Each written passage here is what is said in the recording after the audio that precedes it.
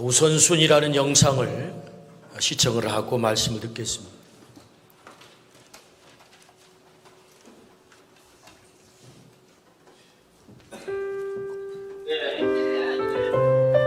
Good afternoon, everyone.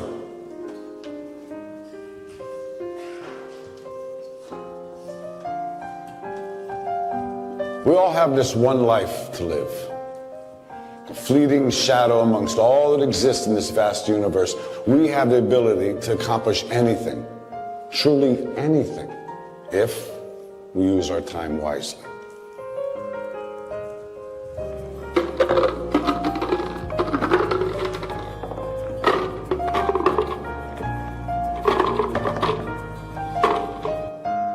Is this jar full?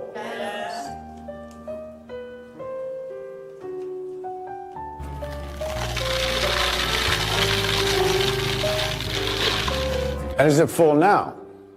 Yes.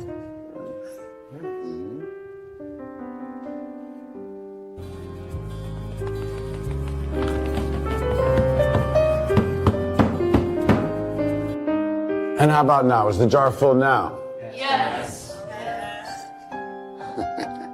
Yeah, it is.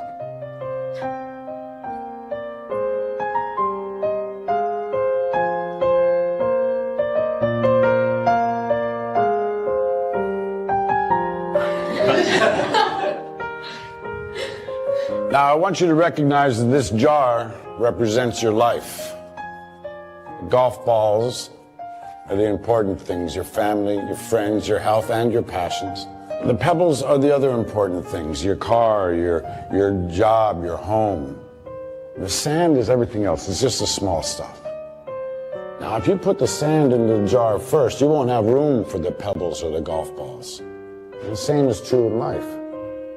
If you spend all your energy and your time on the small stuff, you won't have time for all the really important things that matter to you. Pay attention to the things that are critical to your happiness. Take care of the golf balls first, the really important things. Set your priorities, because everything else it's just sand.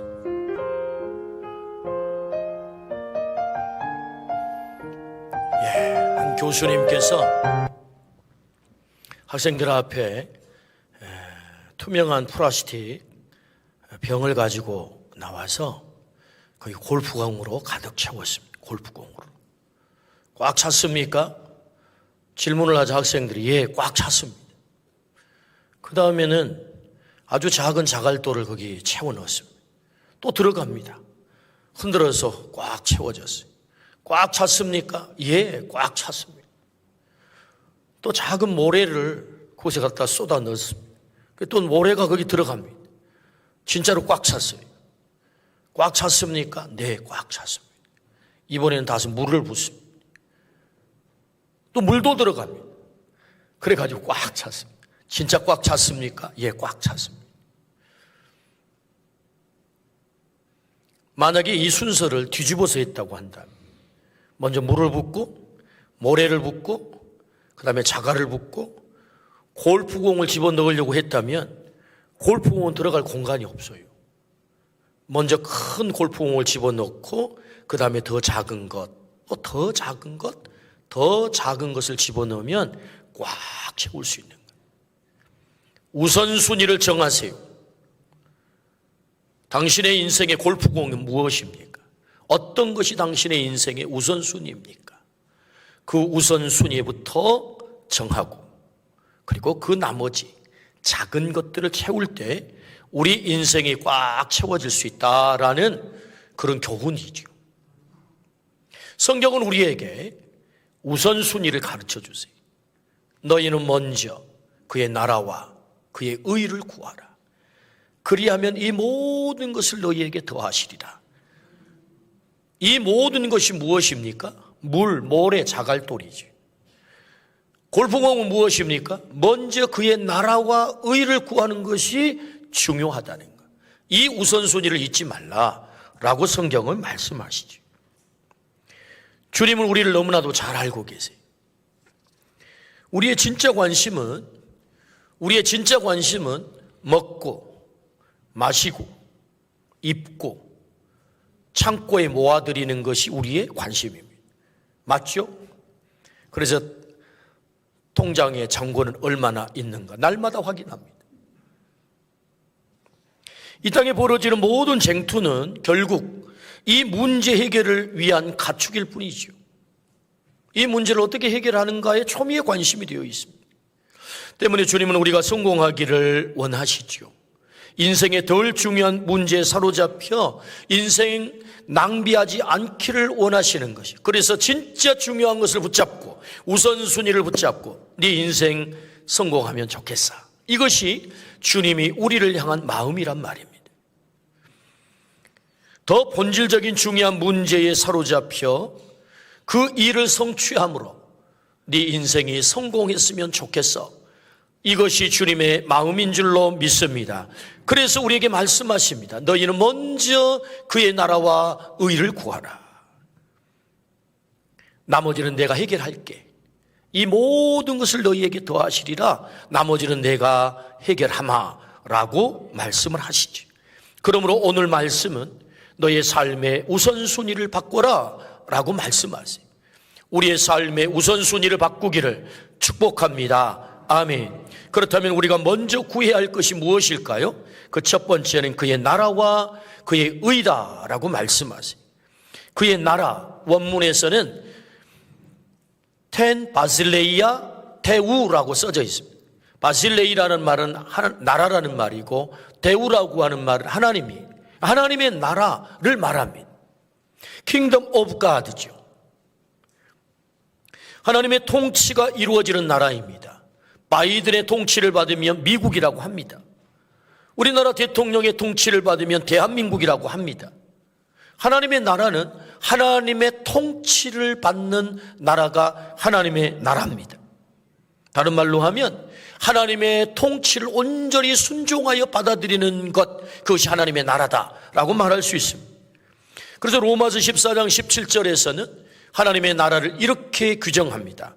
하나님의 나라는 먹는 것과 마시는 것이 아니요 오직 성령 안에 있는 의와 평강과 희락이라. 우리의 본능으로 가득 찬 나라가 아니라 의, 평화, 평강, 희락, 완전한 기쁨이 이루어진 나라. 하나님의 형상으로 지음받은 사람들이 사람답게 대우받는 나라. 무시하지 않고 갑질하지 않고 있는 그대로 존중받는 나라. 그 나라가 하나님의 나라다라고 우리에게 말씀을 하세요. 하나님의 통치에 순종할 때 그런 나라가 이루어짐을 우리에게 말씀하지요. 그러므로 하나님의 통치에 순종하려면 하나님을 인정하고 받아들여야 합니다. 당신이 나의 주인입니다 라고 받아들일 때 그분의 통치를 받아들일 수 있는 거예요. 그분의 다스림을 받아들일 수 있는 거죠. 성경은 그것을 믿음이라고 말합니다. 하나님의 통치를 받아들이는 것을 믿음이라고 말해요. 그렇다면 우리는 하나님을 어떤 분으로 믿어야 하는 것입니까? 첫 번째, 하나님은 창조자이시다 라고 말씀하세요. 하나님은 창조자이시다. 창세기 1장 1절 말씀, 태초에 하나님이 천지를 창조하시니라. 아멘. 우리는 과학시대를 살아가고 있습니다. 과학은 이성적으로 증명해내야 합니다. 그런 우리를 대단히 당혹스럽게 하는 말씀이 바로 창세기 1장 1절입니다. 타협이 없습니다. 설명이 없어요. 증명하려고 애도 쓰지 않아요. 그리고 말씀합니다. 태초에 하나님이 천지를 창조하시니라. 너무 당연한 것처럼 그냥 선언하고 맙니다. 그냥 선언해요. 그래서 유명한 교부 터툴리아는 성경은 이해함으로 믿어지는 책이 아니라 믿음으로 이해되는 책이다. 다시 한번 말씀드릴까요? 터툴리안이라는 교부는 성경은 이해함으로 믿어지는 책이 아니라 믿음으로 이해되는 책이다 라는 유명한 말을 남겼어요. 믿으면 창세기 1장 1절 말씀은 아무 거리낌이 없어요. 걸림이 없습니다. 그런데 이성적으로 증명되고 이해되어야 믿을 수 있다고 한다면 창세기 1장 1절 태초에 하나님이 천지를 창조하시니라, 이 말씀은 믿을 수 없는 말씀이죠. 태초의 한 시점에 이미 발생해버린 사건이기 때문이요. 다시 그 창조를 다시 재현, 증명하는 것은 불가능하기 때문에 그렇습니다. 아니, 이미 창조가 되어버렸는데 어떻게 재현할 수 있겠어요? 그러니까 과학적으로 증명이 불가하다 그 말입니다. 그러므로 성경은 믿음으로만 이해되는 책인 것입니다. 그래서 성경 첫 책, 첫 장, 첫 문장은 믿음을 요구하고 있는 거예요. 내용은 태초에 하나님이 천지를 창조하시니라, 하나님이 창조주야 라고 내용은 말하고 있지만 그 이면 속에 들어가 있는 의미가 뭐예요? 믿음으로만 너 나 만날 수 있다 그 말이에요. 네가 성경을 정말로 읽고 싶어 그렇다면 너에게 믿음이 있어야만 이 성경을 읽을 수 있어 라는 말씀인 거죠. 그러니까 믿음을 요구하고 있는 것입니다. 우리는 사도신경으로 우리의 믿는 바를 날마다 고백합니다. 나는 전능하신 아버지 하나님, 천지의 창조주를 믿습니다. 우리가 고백하는 크리드, 날마다 이 사도신경으로 하나님이 어떤 분임을 우리는 고백하는 거죠. 전능하사 천지를 만드신 하나님 아버지를 내가 믿사오며, 할렐루야. 우리의 고백 아니겠습니까? 하나님은 전능하시대요. 하나님은 창조주가 되신대요. 하나님은 모든 것의 주인이 되신대요. 하나님은 주인 되셔서 내 생명의 생사 여탈권을 가지신 내 생명의 주인이래요. 하나님이 창조자이시기 때문에. 그러므로 하나님을 믿는다는 말은 창조자로, 주인으로, 내 생사 여탈권을 가진 분으로 믿는 것입니다. 하나님을 그렇게 믿으면 하나님의 통치 속으로 우리가 들어가는 거예요. 내 안에 하나님의 나라가 시작되는 것입니다. 내가 하나님을 창조주로 믿게 될 때 내 안에 하나님의 나라가 시작되고, 그리고 하나님의 나라가 내 삶 속에 이루어지는 것입니다. 그래서 오늘 말씀하죠. 그러므로 하나님의 통치의 영역이 미치는 곳이 하나님의 나라다. 그 하나님의 통치를 받으려면 하나님을 인정하고 믿어야 된다. 그 하나님은 어떤 분이라고요? 창조주 하나님이라고. 이 하나님을 믿으시기를 축복합니다. 미국 국립보건원 원장 유전학자 프랜시스 콜린스 박사는 2,000명의 세계적인 과학자들을 총지휘해서 인간 DNA를 밝혀내는 게놈 프로젝트를 10년 동안 진행을 했습니다. DNA는 31억 개의 염기쌍으로 되어 있음을 밝혔죠. 위대한 인류 과학의 업적입니다. 그리고 그는 마지막 신의 언어라고 하는 책을 썼습니다. The Language of God라고 하는 바로 이 책입니다. DNA에는 모든 정보가 다 담겨 있다. 한마디로 인간 설계도라는 것입니다. 우연히 그렇게 만들어질 가능성은 없다. 고도의 지혜자만이 가능한 작품이다. 프랜시스 콜린스 박사는 대학 때까지 무신론자였습니다. 유전학을 공부하면 공부할수록 창조자를 믿지 않을 수 없게 된 것입니다. 그래서 과학과 믿음의 조화가 가능할까? 그것을 역설하기 위해서 쓴 책이 바로 신의 언어라고 하는 책이에요. 그러니까 DNA가 신의 언어라는 거예요. 그가 DNA 연구를 통해서 깨닫게 된 것은 생명은 고도의 지혜를 가진 분에 의해서 창조됨을 부정할 수 없다는 것입니다. 지적 설계를 말하죠. 그는 책 서문을 이렇게 적고 있습니다. 하나님의 언어를 배우는데 세계 6개 나라 2,000명의 과학자가 10년을 꼬박 밤낮을 쉬지 않고 매달렸습니다. 그렇지만 저희는 고작 우리 몸을 창조할 때 쓰였던 책의 첫 페이지만을 보았을 뿐입니다. 그러니까 DNA 31억 개의 염기쌍을 밝혀낸 것이 인간 창조의 첫 페이지 한 장 봤을 뿐이라는 거예요. 그 안에서 우연이라고 믿을 수 없는 31억 개의 글자로 된 복잡한 체계의 정교하고 완벽한 질서를 보았습니다. 여기서 사용하는 단어 가운데 우연이라는 단어가 있는데, 이 우연이라는 단어는 진화론에서 가장 강조하는 생명의 출발, 무생물에서 어느 날 우연히 아메바가 되고, 우연히 다세포동물이 되고, 우연히 사람이 됐다는 것입니다. 우연히. 근데 그는 DNA 게놈 프로젝트를 통해서 얻은 결론, 그 안에서 우연이라고 믿을 수 없는 31억 개의 글자로 된 복잡한 체계의 정교하고 완벽한 질서를 보았습니다. 생명의 복잡성이 자아내는 경이로움, DNA의 디지털적인 정확함은 얼마나 명쾌한가. RNA를 단백질로 번역하는 리보솜에서 유충이 나비로 변하는 탈바꿈과 짝을 유인하는 공작의 기막힌 깃털에 이르기까지. 여러분, 공작이 암컷은 수수합니다. 수컷은 화려하죠. 여러분, 그 꽃을 꼬리를 쫙 피면 그 푸른색 신비로운 빛이 도는 그 공작에 여러분 기가 막힌 화려한 그 날개짓과 꼬리짓을 보게 되는 거잖아요. 그 왜 그런 화려함이 있는 것입니까? 그게 DNA 정보 때문이라는 거예요. 왜? 자기의 DNA를 남기기 위해서 유전 정보가 거기 새겨져 있기 때문에 그렇게 만들어진다는 거죠. 생명체의 모든 요소가 지닌 미적 호소력과 예술적 장엄함은 또 어떠한가. 생명의 암호가 눈부시게 펼쳐지는 광경의 경외감과 감탄이 이어졌습니다. 이 시작은 1000년 후 인류 역사상 가장 위대한 업적으로 기억되리라는 것을 확신합니다. 저자 프랜시스 콜린스, 그의 책 서문에 그렇게 기록하고 있습니다.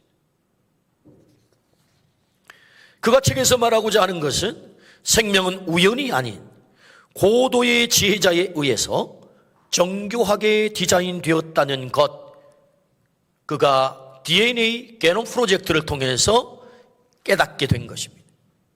하나님은 창조자시다. 하나님은 우리를 설계하셨다를 보았다는 거죠. 내 생명의 주인이 하나님이다. 그걸 말하고 있는 것입니다. 그가 쓴 책 신의 언어가 그걸 말하고 있는 거예요. 그러므로 성경은 태초에 하나님이 전지를 창조하시니라. 하나님이 누구십니까? 창조주 하나님이시다 라고 말씀을 하세요. 이 하나님을 내가 믿고 인정하고 받아들일 때 내 안에 하나님의 통치가 이루어지게 되고 하나님의 나라가 시작되는 것이다. 할렐루야. 하나님을 창조주 하나님으로 믿기를 축복합니다. 두 번째, 그 창조주 하나님은 어떤 하나님이신가요? 사랑의 하나님이시다. 하나님은 사랑이시다 라고 말씀하세요. 요한일서 4장 7절에서 8절 말씀입니다. 사랑하는 자들아, 우리가 서로 사랑하자. 사랑은 하나님께 속한 것이니 사랑하는 자마다 하나님으로부터 나서 하나님을 알고 사랑하지 아니하는 자는 하나님을 알지 못하나니 이는 하나님은 사랑이심이라. 아멘. 하나님은 사랑이시라. 하나님은 우리를 사랑하신대요. 사랑 그 자체래요. 사랑하면 사랑의 대상에게 최선을 다합니다. 아들 둘을 낳아서 기르는데 엄마가 밤잠을 안 자고 애들을 돌봅니다. 열이 막 펄펄 끓어가지고 아들이 경기가 났습니다. 그래서 숨이 잠깐 동안 멎어버렸어요. 깜짝 놀래가지고 지 형도 울고 엄마도 울고 밤새워 간호를 하면서 겨우 살렸어요. 사랑하는 대상에게 최선을 다하는 거죠. 내가 아픈 것보다 더 많이 아파하면서. 그게 사랑하는 사람의 마음이거든요. 사랑하는 대상에 최선을 다하는 거예요. 하나님은 나를 사랑하기 위해서 어떻게 했지요? 요한복음 3장 16절 말씀, 하나님이 세상을 이처럼 사랑하사 독생자를 주셨으니 이는 그를 믿는 자마다 멸망하지 않고 영생을 얻게 하려 하심이라. 우리는 모두가 죄인이라고 말씀하세요. 멸망의 존재라고 말씀하세요. 그 멸망을 해결하고 영생을 주시기 위해서 하나밖에 없는 아들 예수 그리스도 독생자를 보내주셨다라고 말씀하세요. 이것이 하나님의 사랑이지요. 사랑은 사랑의 대상이 잘 되기를 진정으로 원하는 거죠. 사랑의 대상이 가장 잘 되는 길은 영생임을 하나님은 안 거예요. 하나님이 우리를 사랑해서 네가 진짜 잘 되는 길은 이 땅에서도 잘 돼야 되겠지만 이 땅이 전부가 아닌 영원한 생명이 있기 때문에 영생을 얻어야 네가 진짜 잘 되는 거야. 하나님이 아셨다는 것입니다. 그래서 그 사랑으로 하나밖에 없는 아들을 우리에게 보내주셨다. 아멘. 우리는 이 땅이 소업이 끝나는 것으로 끝이 나는 것 아닙니다. 히브리서 9장 27절 말씀에 한번 죽는 것은 사람에게 정해진 것이요 그 후에는 심판이 있으리니. 우리가 다 죽는데요. 죽지 않을 인간이 어디 있겠습니까? 죽음 앞에 모두가 평등하잖아요. 근데 그것으로 끝나는 게 아니고 심판이 있다라고 성경은 말씀하세요. 심판의 기준이 무엇입니까? 심판의 기준은 딱 하나. 네가 이 땅에 호흡하고 살 동안 내가 너에게 기회를 줬거든. 어떤 기회? 내가 너에게 보낸 독생자를 믿을 수 있는 기회. 네가 믿었다면 영생, 믿지 않았다면 영벌. 그 심판이 있다라고 성경은 말씀하세요. 영원한 낙원, 영원한 생명이 있음을 성경은 우리에게 말씀하십니다. 이 영생 얻는 것을 구원, 셀베이션이라고 합니다. 구원. 우리가 구원을 받게 되면 하나님의 자녀가 되게 되고, 하나님의 자녀가 되게 되면 하나님의 통치 속으로 들어가요. 하나님의 통치 속으로 들어가게 되면 하나님의 나라가 시작이 되는 것입니다. 내가 잘 되기를 위해서 나를 진짜로 사랑하신 하나님께서 하신 일이 뭐라고요? 아들, 독생자를 보내주셨다. 믿으면 멸망하지 않는다. 믿으면 영생을 얻는다. 아멘. 나를 사랑하신 하나님은 나를 구원하기 위해서 최선을 다했습니다. 어떻게 최선을 다했습니까? 로마서 5장 8절입니다. 함께 읽어볼까요? 우리가 아직 죄인 되었을 때에 그리스도께서 우리를 위하여 죽으심으로 하나님께서 우리에 대한 자기의 사랑을 확증하셨느니라. 사랑의 또 다른 얼굴은 희생입니다. 희생 없는 사랑은 가짜입니다. 정말로 사랑한다고 말하면 희생하게 되어 있습니다. 그 희생을 기뻐하는 것입니다. 하나님이 우리를 사랑했대요. 어떻게 희생하셨습니까? 그 아들을 죽이심으로 사랑을 확증시키셨대요. 어떻게 죽이십니까? 십자가 위에 한 손은 하나님의 손을 잡고 한 손은 죄인의 손을 잡고 중보자가 되어 그 아들을 십자가에 죽이심으로 나에 대한 사랑을 확증했다. 하나님의 최선, 하나님의 열정이죠. 나를 구원하기 원하시는 하나님의 열정입니다. 그렇게 최선을 다하셨어요. 이 사랑을 받아들이는 것이 믿음이에요. 믿음은 다른 것이 아닙니다. 내가 죄로 말미암아 멸망당할 수밖에 없는 나를 위해서 너무너무 사랑하셔서 아들을 보내주시고 그 아들을 십자가에 죽이면서까지 나를 사랑하셨구나. 그 사랑을 받아들이는 것이 믿음이다. 여러분, 이 사랑을 받아들이기를 축복합니다. 그때 우리는 하나님의 통치 속에 들어가 하나님의 나라를 경험하게 되는 거죠. 하나님의 나라가 내 안에 시작이 되는 것입니다. 두 번째, 하나님의 나라와 그 의를 구하는 것은 그럼 무엇일까요? 그 나라와 의를 구하라고 말씀하잖아요. 오늘 본문의 33절 우리 같이 한번 읽어보겠습니다. 그런즉 너희는 먼저 그의 나라와 그의 의를 구하라. 그리하면 이 모든 것을 너희에게 더하시리라. 아멘. 하나님의 나라는 하나님의 통치가 이루어지는 나라입니다. 누가 하나님의 통치를 받아들입니까? 하나님을 아버지로, 예수님을 구주로 믿고 구원받은 자가 하나님의 통치를 받게 됩니다. 하나님의 통치를 받아들이는 사람이 있는 곳에 하나님의 나라가 시작이 됩니다. 그러니까 하나님의 통치를 받는 사람이 늘어나는 것이 뭐예요? 하나님의 나라의 확장인 거예요. 만약에 이 땅에 80억이 다 하나님의 통치 속으로 들어온다면 하나님의 나라가 더 많이 확장된 거겠죠. 그러므로 하나님의 나라를 구하는 것은 하나님을 믿어 구원을 받게 하는 것입니다.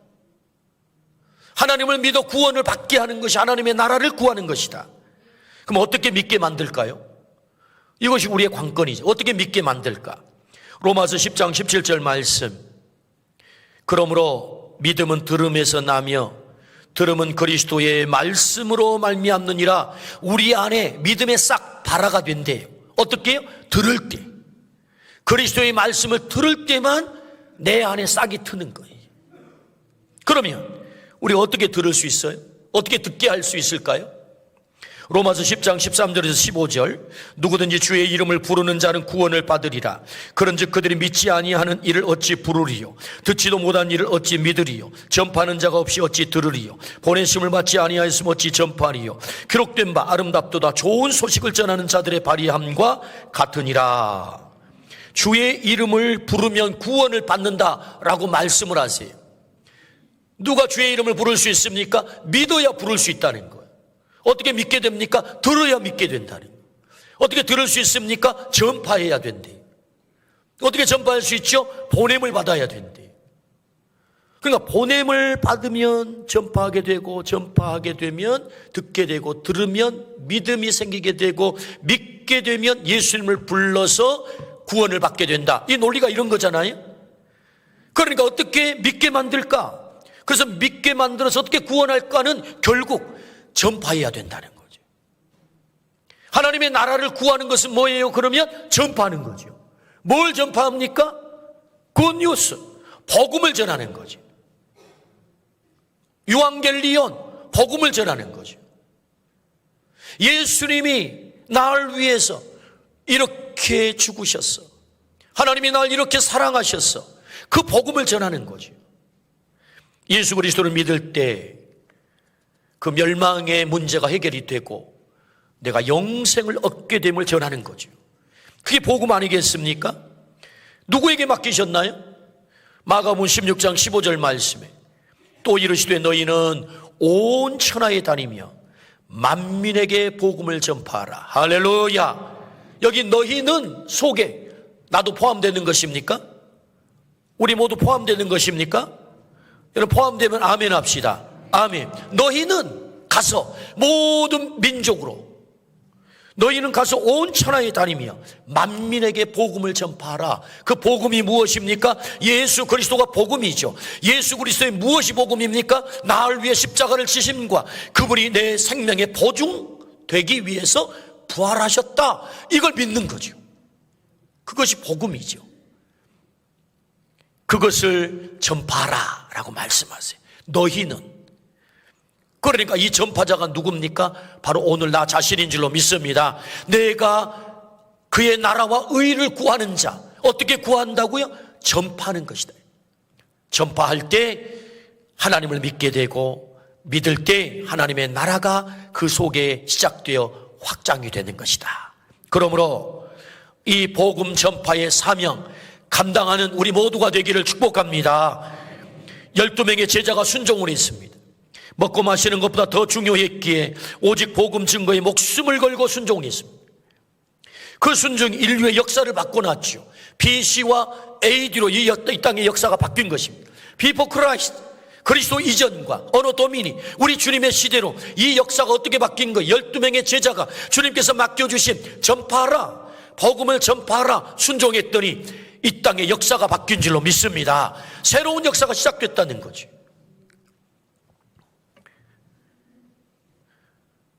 6학년이 넘어가니까 6학년이 넘어갔다는 말은 60이 넘어갔다는 말입니다. 6학년이 넘어가니까 주변에 사랑하는 사람들이 한둘씩 떠나갑니다. 어떤 날은 친구가 하늘나라 갔다라는 소식이 들려오기도 하고 이렇게 저렇게 사랑하는 사람들이 떠나갑니다. 그들을 보면서 드는 생각, 하나님의 나라가 있고 영생이 있음이 얼마나 감사한가. 떠나가는데 하나님의 나라가 없고 영생이 없다면 얼마나 우리는 허무하고 얼마나 우리는 불안한 존재인가. 예수님이 이 땅에서 인간에게 먹고 마시는 것이 가장 중요했다면 그것을 해결하기 위해서 당신이 먼저 재벌이 되었을 것입니다. 그리고 제자들에게 재벌되는 방법을 가르쳐 주셨을 거예요. 예수님은 그렇게 하지 않았습니다.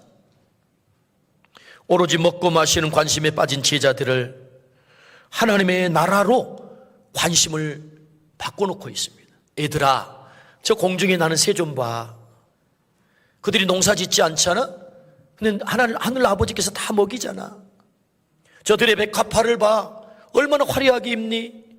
솔로몬의 영광보다 더 화려한 옷을 입었잖아. 하나님이 다 길러주시잖아. 너희가 관심 가져야 될 것은 그의 나라와 그의 의야. 그러면 그 나머지는 하나님이 다 책임지실 거야 라고 주님께서 제자들에게 위대한 인생을 살 것을 당부를 하세요. 자질구레한 것에 매여 살지 말고 네 인생에 정말로 중요한, 너의 인생을 가장 위대하게 할 생명 살리는 일, 영혼 건지는 일, 그 속에 하나님의 나라가 시작되게 하는 일, 네가 그 일을 감당하면 참 좋겠어 라고 주님께서 떠나시면서 그 제자들에게 당부를 했을 때 제자들이 온전히 순종함으로 위대한 인생을 그들이 산 줄로 믿습니다. 무명의 제자들이 가장 위대한 인생을 살았다. 어떻게? 그들의 우선순위가 바뀌었어요. 그의 나라와 그의 의를 구하는 우선순위로 바뀌었을 때 그의 인생이 가장 위대하게 된 줄로 믿습니다. 한 영혼이 나로 인하여 영생을 얻게 되었다면 그것이야말로 얼마나 가슴 떨리는 이야기가 되겠습니까? 한 영혼이 나로 말미암아 하나님의 나라 속으로 들어가게 됐다면, 그래서 영원한 낙원의 삶을 그가 보장받았다면 얼마나 가슴 떨리는 이야기가 되겠어요.